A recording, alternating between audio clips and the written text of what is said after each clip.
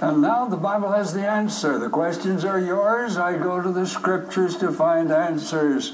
Thank you for these good questions we have before us today. Question number 1.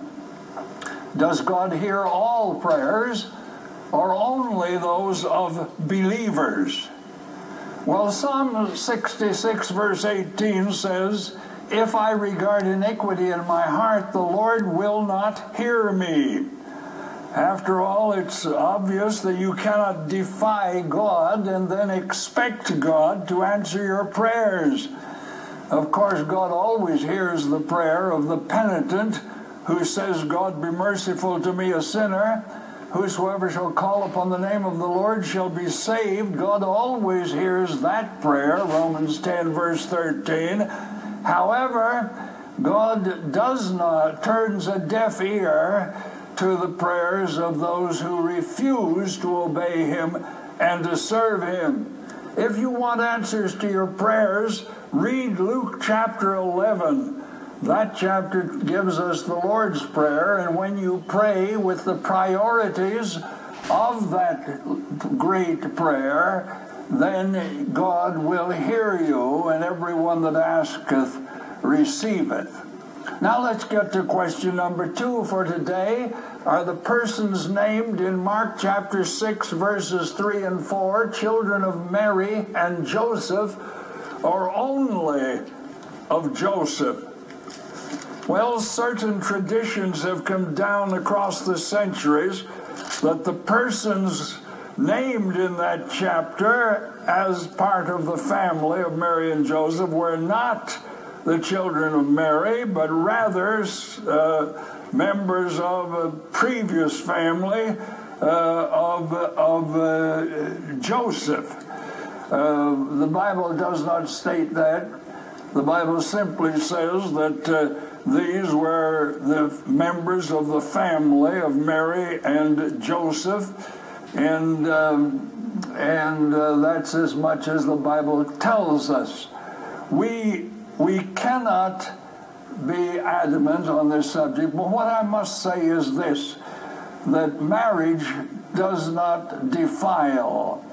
Having a baby does not make a woman impure.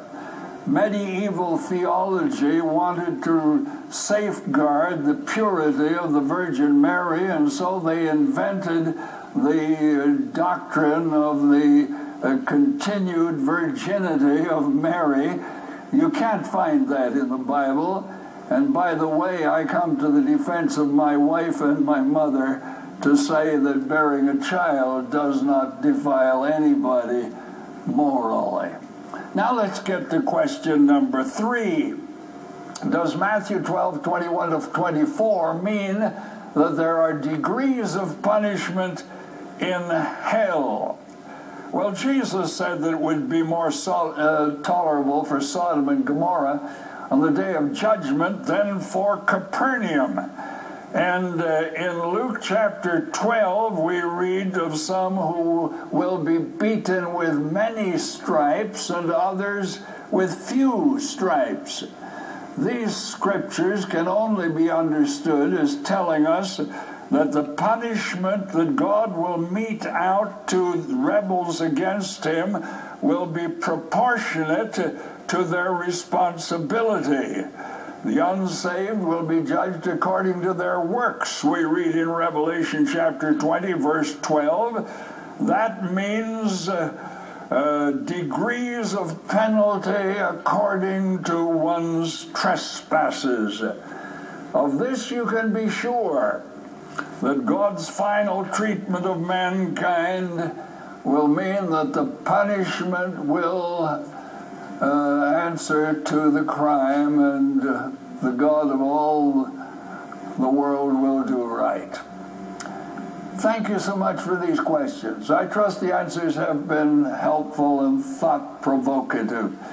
And thank you for sharing. Thank you for sending questions to us. If you have a question you'd like me to use on the Bible as the answer, please write it out, send it to me.